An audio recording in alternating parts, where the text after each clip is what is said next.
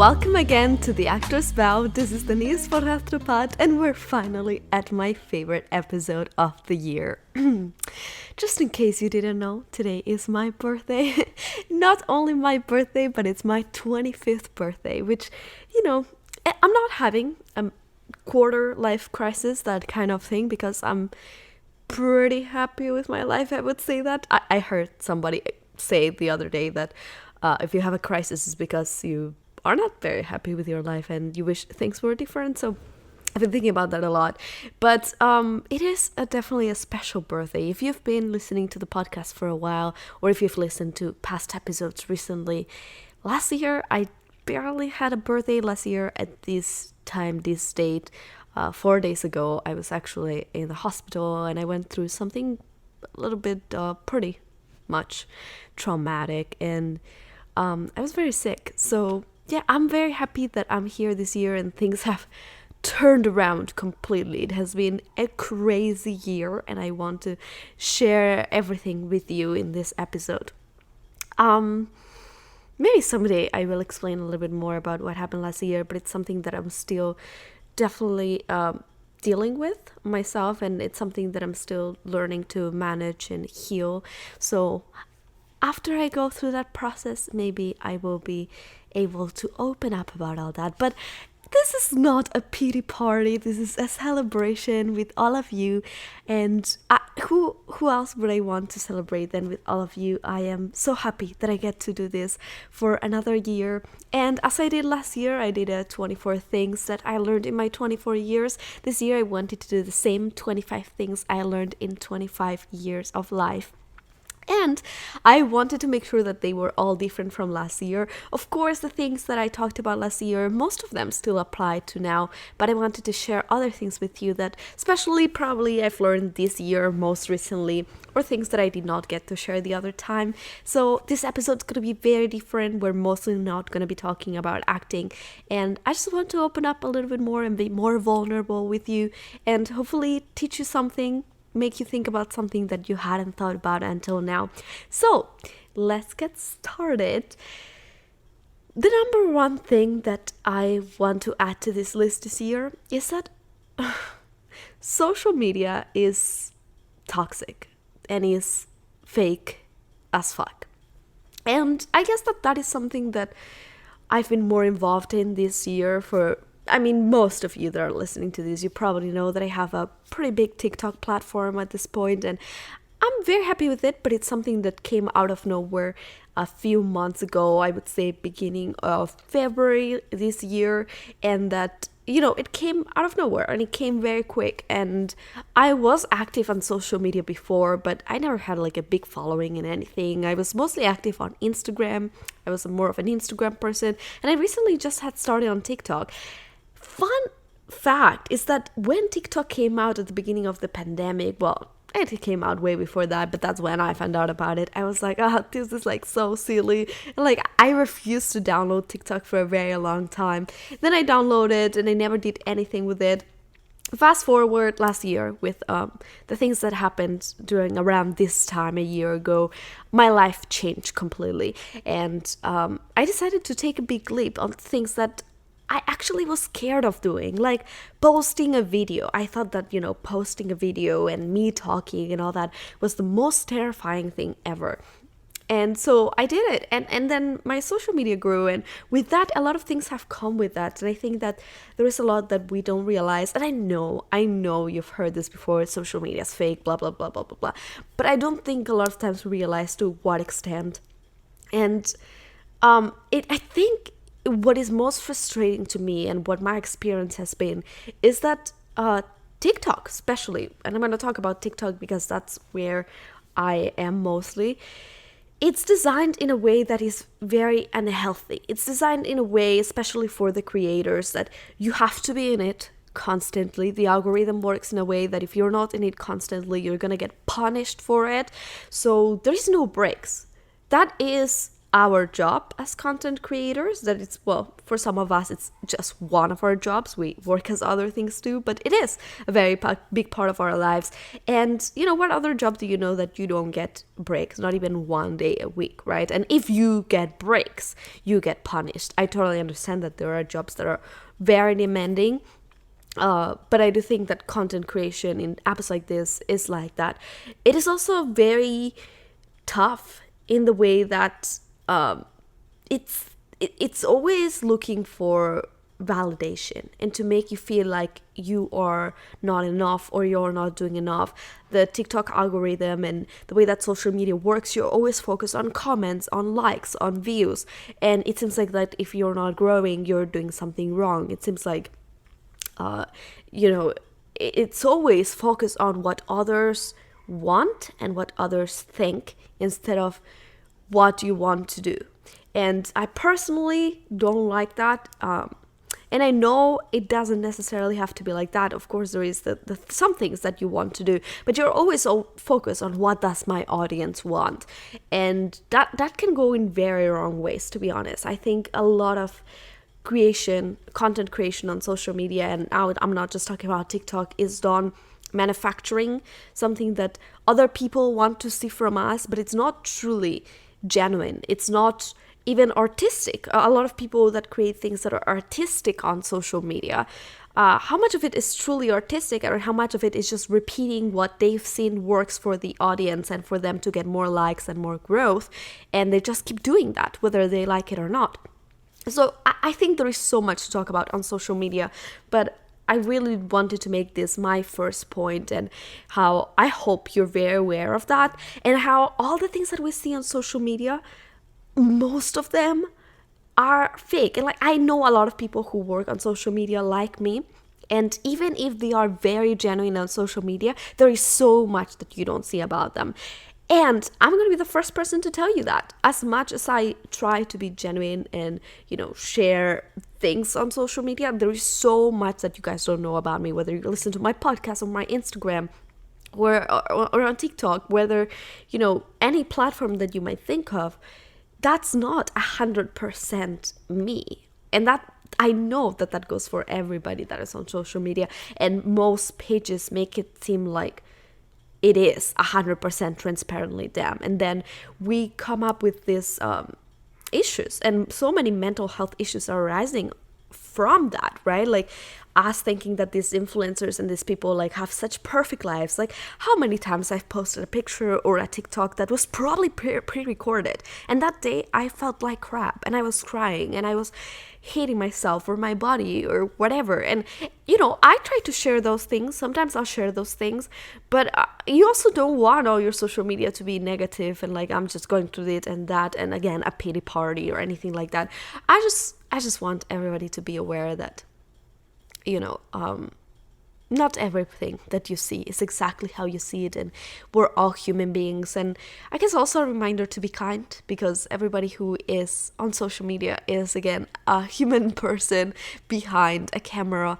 And so before you make bad comments or disrespectful comments, any kind of comment at all, I would just say really reconsider. Is that something that's constructive, or is that something that's meant to tear down somebody else? And if it's meant to tear down somebody else, I would really encourage you to reconsider posting that at all.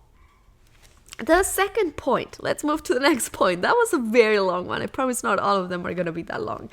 The second point is that all feelings are welcome. And I find that's something I learned the most here in LA. There is this thing in LA, and I guess in the US, I've seen it a lot, that there is this the good vibes thing, right? Everybody just good vibes only, and everything's positive and be optimistic, and it's good to be positive sometimes. And there's something, some people call it toxic positivity, you call it whatever you want, but I think there's something to be said with the fact that it's okay for things to not be okay. It's okay to be sad, it's okay to be scared, it's okay to be ashamed, it's okay to be angry, it's okay to experience these feelings. And it's an issue when they tell us that it's not. Like when something bad happens to you and they're like, well, you have to look at it the positive way, like the good side of it. Sure, there might be a good side to it, but it's also very much healthy for you to sit on that sadness. And it doesn't mean stay in that sadness forever. Of course it doesn't. But it's okay to have all feelings. All feelings are valid, and don't ever let anybody tell you that any of your feelings is not valid. Number 3, which is very much related to everything that I'm going to talk about now and that I've been talking until now, go to therapy. I think everybody should be in therapy. I think that if somebody thinks they should not be in therapy, they should be in therapy more than anybody else in the world. And that is just my opinion. What is the worst thing that will happen? You'll become a better human being for yourself and for the people around you. Oh, what a tragedy. Just go to therapy. Number 4 is that the meaning of things change over time. And I guess this is a teaching that changes for me every single year. There are so many things that I always, tell my students that I learned in acting school, and at that time they did not make sense to me, or they made sense to me in a very superficial way. Now, at that time, I did not know that they did not fully make sense to me. I thought they totally did. But now, growing up and experiencing new things, those things have taken newer and deeper meanings. And I think that goes for everything. So I guess the thought here, the idea is that it's okay if things don't make sense now. And it's okay if you're working towards that. Someday things will make sense. And even things that make sense now, the way they make sense will change over time. So just a thought to have.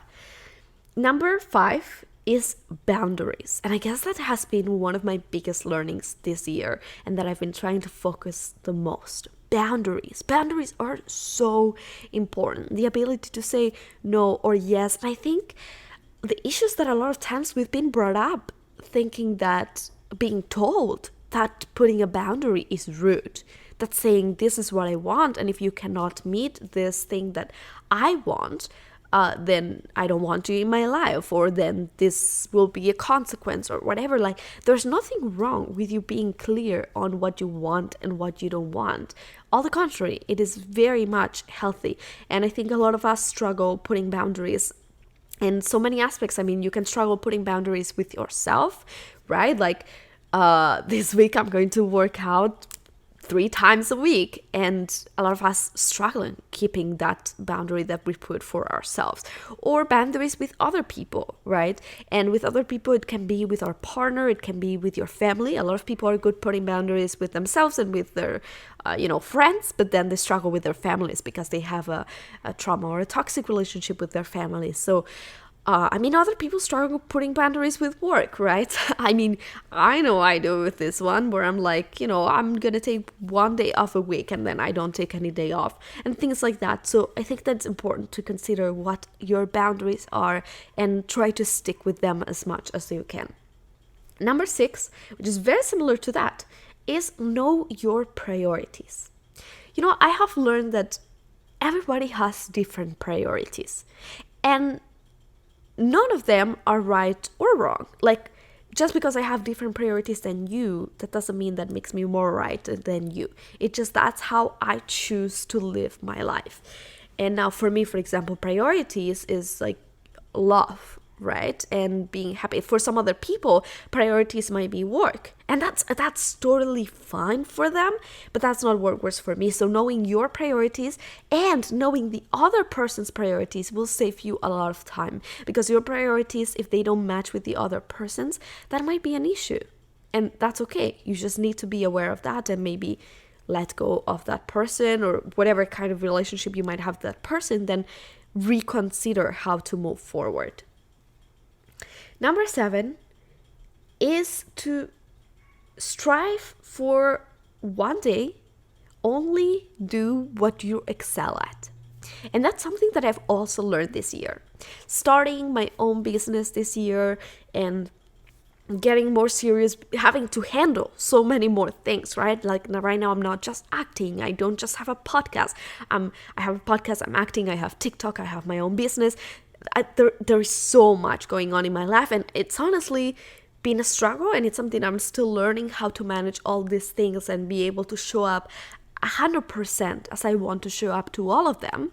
And if you're listening to a podcast, you're probably like, well, you haven't done very well. I know I have not been posting every week on the podcast, and to be honest, that's the reason. It's been hard for me to manage everything at the same time. But I guess the thing that I've learned from all of this is I was trying to do it all. I was trying to, with the podcast, I'm still doing it all. With everything else, like I was trying to do the marketing and editing and building the website and all these little things that might not be my expertise. They are not my expertise, in fact. And so then somebody told me, there gets to a point in your life, and you should want to stretch to that point where you're only doing what you excel at. And that really hit me hard, because what do I excel at? At acting, at teaching acting, at creating content. Everything else that does not have to do with that directly, that should be given to somebody else for them to help me. And so then I will have more time, and I will be able to dedicate more time to what I excel at. And I think that's a teaching that you all can learn of. Try to focus the most with the things that you're best at. And if something that you're not the best at, or that, it's not your area of expertise, somebody else can do, let them do it. It's okay. You don't have to do all of it. Your best use is where you are needed, which is where you excel at. The point number 8 is that your life goals will change, and that's totally fine. Listen, if 2 years ago you told me that I would be doing what I'm doing right now with my life, I would not believe you. I'd be like, no, there is no way that that I have a coaching program and I like content creation on TikTok. I'd be like, I just want to do acting, like straight. I just want to audition. And in other ways, there's like so many people that have been messaging me that they're like, well, I thought I wanted to be an actor, but honestly, like my mind is changing and I'm scared and I don't know if I want to do acting anymore. I've also heard so many people be like, maybe now I discovered that I want to do directing or something different, but like, what do I do? I've wasted so many years of my life studying acting or dedicating it to it. Now it would be, a disservice giving up and doing something else. Or so many people that are like, well, I've studied that in college. I have to keep doing this. That's not true. You are ever changing. You change daily. And it's an issue if you don't. And so your goals and the things that you enjoy in life and the things that is your purpose maybe might change. And that's totally fine. So don't ever feel like you have to be stuck in one thing. The beauty is in the growth and the surprises that you find in the journey. And so as long as you enjoy what you're doing, it's okay if it changes. Number 9 is to follow your gut. And I'm sure I put this one in last year once, but I'm going to repeat it again because this is something I live for. Very little times I have been wrong when I had a gut feeling. And that goes for everything. It goes for a job, it goes for relationships, it goes for anything. If you think somebody's lying, they're probably lying. If you think something's sketchy, it's probably sketchy. And so this is a short one, but I'm just here to remind you, follow your gut. Number 10, your body and your mind are everything. And I hope you're taking care of them. And that comes with everything that you consume. I believe that everything that you consume daily, and I'm not just talking about food, consumption can be of what you watch, what you read, the people you surround yourself with. Of course, food and drinks and the air around you and everything that you surround yourself with, it's going to shape your body and your mind and who you are. It's all going to have an impact on you. So I'm not going to tell you exactly how that should be done, but be aware that everything that you do, watch, see, talk, everything has an impact, and your body and your mind are a temple. And I know that might be a stereotype, but they truly are. You should be taking care of them and giving them priority for sure. Number 11, hair is hair. And this is gonna be a short one too, but listen, I grew up, my mom never let me dye my hair. She never like, oh my god, when I wanted to cut it, it would be like the end of the world, like, oh my god, don't cut your hair. And I grew up, I had never dyed my hair. And then, when the thing happened last year, a year ago, and my life completely changed, I decided to dye my hair pink. And it was like this like rebellious act that I know a lot of people do when they're teenagers, but I didn't get to do that until I was 24. And so I guess I realized that hair is just hair. And I think a lot of you need to hear that. Like, if you want to cut your hair, just cut your hair. If you want to dye your hair, just dye your hair. It's going to grow back again. And listen, now I'm dealing with the consequences. Now I had to bleach my whole hair and damage it and spend a lot of money in hairdressers for them to fix that. And my hair's still damaged to a point that I'm kind of sad about it. Sometimes I'm like, but it's hair. I can just cut it. It will grow back. It's totally fine. So I guess what I'm trying to say is just do it. It's hair. Number 12, don't be scared of money. I think that we live as a society, and especially as women, if you're a woman listening to this, where we're told that, if you want money, if you want power and all those things, like, you're greedy. Like, if you have money and if that's something you're working towards and you want more money, that's just greedy and it's just wrong. And money, like, will bring bad things. And I think that's such a toxic way of thinking that so many people think. Like, abundance is not bad. Money is not bad. Money will just amplify whatever you are. So yes, if you have, issues with like addictions and things like that, money will just amplify that. But if you're someone who likes helping others, with money you can do incredible things. So I do think that, and we live in a society where money is necessary. Let's be real. It's not like you can just do things without money, whether you like it or not. That's how it is. So I challenge you to ask yourself if you have any walls or barriers or preconceived negative notions about money. And if you do, question yourself why. Like, maybe, like, did your parents, struggle with money growing up, or did they give you negative talks about money? Or, like, if you spent something, money, they would get upset at you and all that kind of stuff.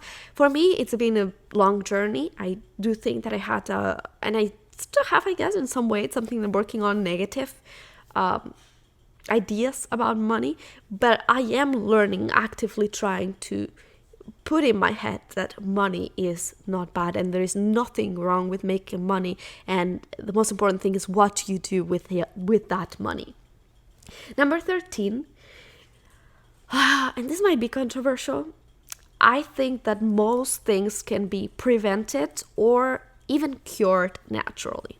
And no, this is not me saying I'm against science or against Western medicine. I actually think Western medicine is a blessing, and there's many times where it can only be solved with Western medicine. And I know for myself, last year itself, if it hadn't been for Western medicine, I would probably be dead right now. And that's a blessing, and it has its good things. But I do think that Western medicine focuses on covering the issue or solving it once it's already been created. And I do think that a lot of things, many illnesses that we have nowadays, or many treatments that are done with these harsh chemicals and medicines, can be prevented and cured naturally. And I do think that food is such great medicine. So if you're interested in that, I would say do more research. I have been working a lot with that, with personal health issues that I've had. And, I know that unfortunately they don't teach a lot of this in school to a lot of us. But if you have had health issues and you have been able to work through it in natural ways, I'm sure you know what I mean. And you will be aware that, yes, a lot of things can be prevented and even cured naturally. Number 14, I guess that's also been a teaching that I've mostly learned this year. Experiences are always going to be better than material things. And, I'm not saying don't buy anything and don't like material things, but I think there is this thing with humans that we're like, when I have this, when I buy this thing, like, have you ever been sad, right? And you're like, oh, I'm just gonna go shopping. And you, in your mind, it's like, once I buy this dress, I'm gonna feel happy and everything is gonna be okay. I know you've been there. Like, I've been there for sure, right? And that's with so many things. Like, oh my God, once like I buy this plant in my house, like, then I'm gonna be happy. And then like, it's not like that. It's an instant satisfaction, and at that moment, sure, you're happy, but that's not what's going to truly bring happiness.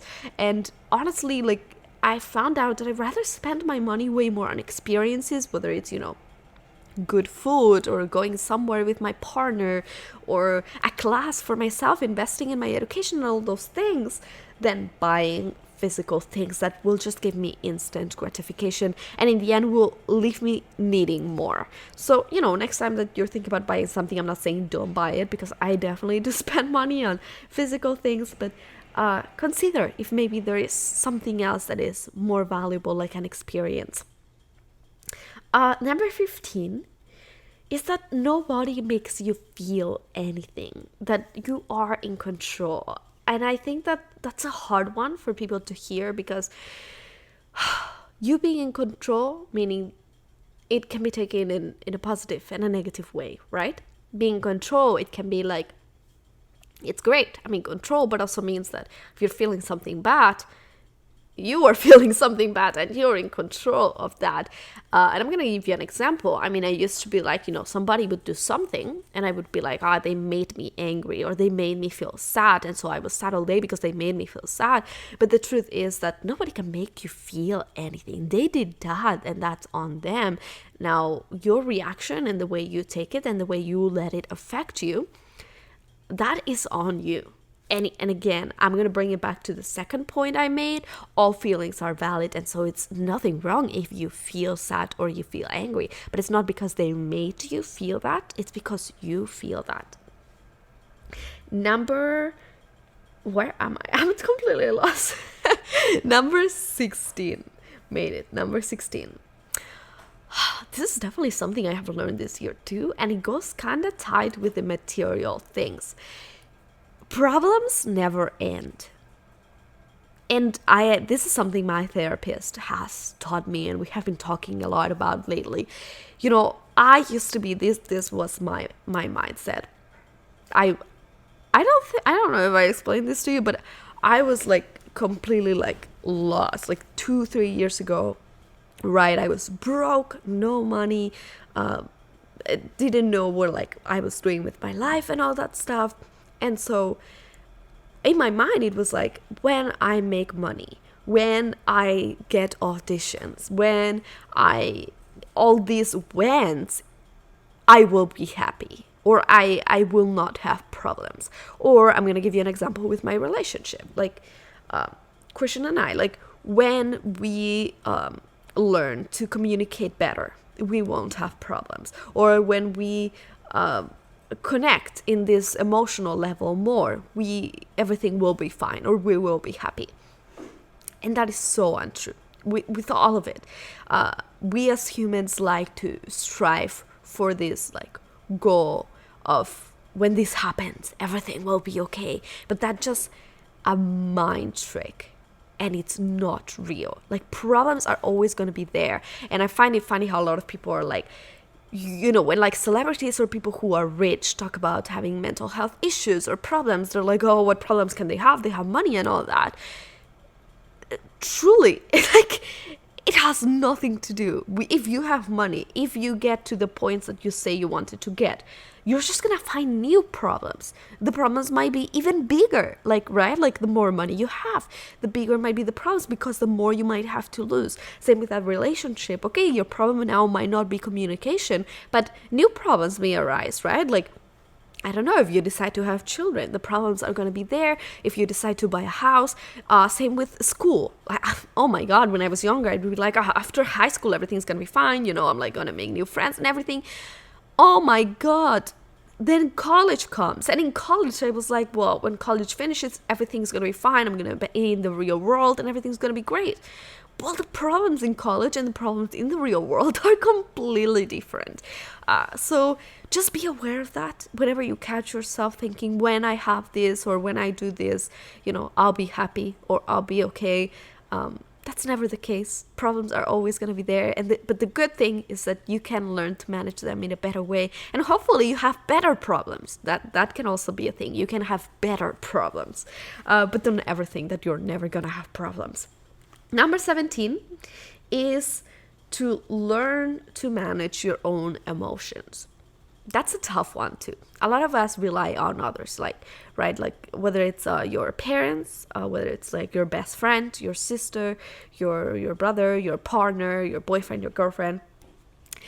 When you're sad or like when you're angry, like you go to them and you're you want them to make you feel better. And there's nothing wrong with them helping you feel better. There's nothing wrong with that. But needing them to feel better, that's another thing. So I do think that ideally you can get to the point where you can manage your own emotions. And then, of course, if somebody that loves you is there to help you through that, that's beautiful. But not out of need, but out of, love and want. Number 18. People won't change unless they want to change. And I heard that before, but I wish I understood that before.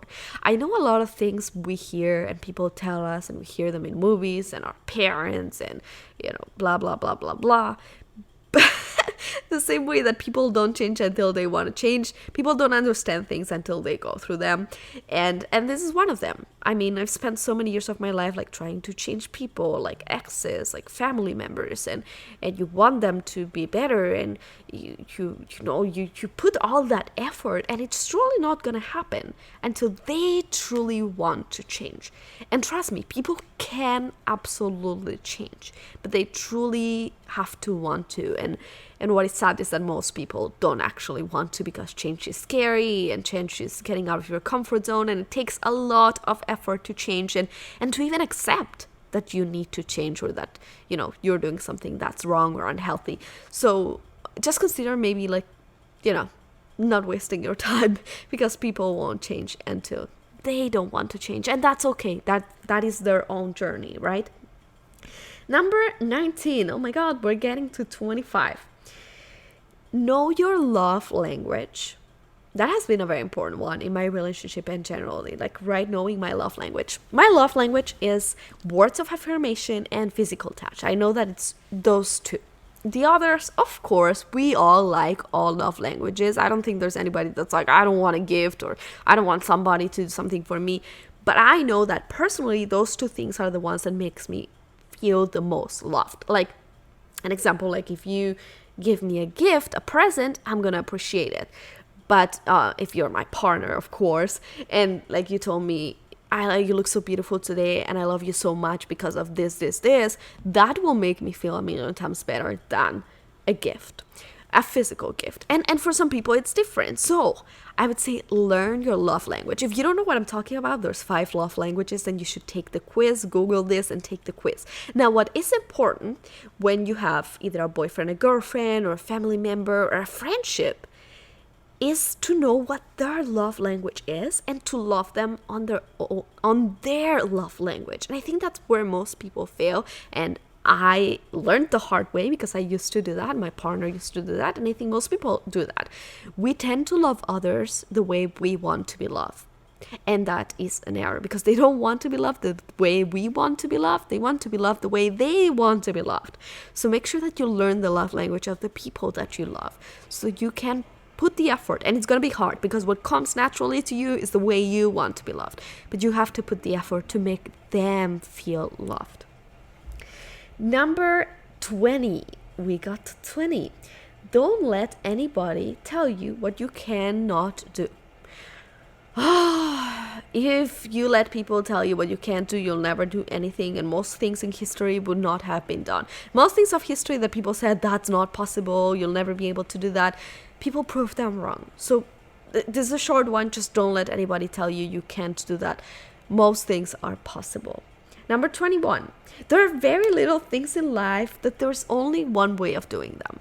And that goes for everything. And I see people get into these big arguments about this, and I think it's so ridiculous of like, this is the right way, this is not the right way. Like, I always say in acting, for example, like, don't trust a teacher that tells you that there is only one way of becoming a successful actor. Like, I would never tell you that. I'm never going to tell you this is the technique if you don't follow this technique, or this is the way if you don't do this, you'll never be an actor. Like, it truly isn't like that. There are so many ways in which you can get there, and there's so many little things in life. There's only one way to do them. Like, I mean, math, yes, sure, like math, yes, 2 + 2 is 4, and it's pretty rational like that. But most things in life are truly a matter of like who does them and your opinion, and they're very subjective, and there's so many ways to go about them, and there's no right or wrong. A lot of times sometimes there is a better way to do it, and I think that that's how I try to live, like try to find what's the better way to do it, but there's usually not one way of doing it. Number 22. When you stop growing or learning, you die. And the last ones that I have for you until 25, these are very short. And I truly mean this. I hope that every year you can look back and not recognize the person you were 1 year ago. And that means you're doing the things right. Number 23, sugar is a drug. An accepted, a socially accepted drug. Number 24, pineapple does not belong on pizza. Number 25, and most important one, the orange thing that is made of plastic that they call cheese in America. They call it American cheese, cheddar cheese, provolone, whatever they want to call it. That plastic thing, that's not cheese. But true cheese, real cheese, is life. And that's it. Those are my 25 teachings for my 25th birthday. I hope that some of them resonated with you, made you think, and I hope that you think about this moving forward as you continue your day. I am here sitting next to my baby Yoda, my 3 bears that have been with me. They're teddy bears. They've been with me since I was born, and so I'm very excited to celebrate my birthday. Well, I'm recording this on the 19th, on Tuesday, the day before my birthday. But as you're listening this, I'll probably be working. I'm going to spend my birthday day working and doing what I love with my students. And I'm very excited for that. I'm very grateful to say that every year I've spent my birthday doing something I love, except last year, unfortunately. But the year before, I was opening a play in New York City for my birthday. The year before, I was in the midst of rehearsals for another play. And so and so forth and so forth. Every year I've been able to do something related to acting, usually, and that I love. So that's what I'm going to be doing this year for my birthday. On Thursday, my boyfriend has a surprise for me prepared, and I'm very excited for that. I don't know what it is, but I'll surely let you know when it happens. And on the 28th, I'm going to go see Hamilton, which I'm so excited about. I'm so excited about it for like on so many levels. I mean, first of all, the pandemic, right? Like nobody went to the theater with the pandemic, so I just cannot wait to go to the theater. Also, I have not been to New York in so long, and I miss New York, and Hamilton and musicals remind me of New York. I have not seen a musical since 2018 that I was in New York. So this is going to be so special. And not only that, it's Hamilton. Hamilton is the best musical ever and my favorite musical. And I'm just over the moon. I've been counting the days for Hamilton. So yeah, that's a little update on what's going on for my birthday. I hope you guys have an incredible day. If you have birthdays around this date, happy birthday to you. And of course, you have birthdays around October and you're a Libra, Scorpio cusp, because we are the best. And I hope you have an incredible weekend. There are guests coming to the podcast. There's going to be new solo episodes. Again, I'm trying to manage all the time that I have the best way I can. But I love you so much, guys. I'm so happy that I could upload an episode on my birthday and share this with you. thank you so much for listening to the podcast another year and for being here. I don't know what I would do without you. I'm truly, truly grateful for all of you who listen and follow on TikTok and Instagram and everywhere. Everywhere. I'm truly grateful for you, and I truly, truly wish the best for you and love you so much. So thank you, and I will see you hopefully next Wednesday.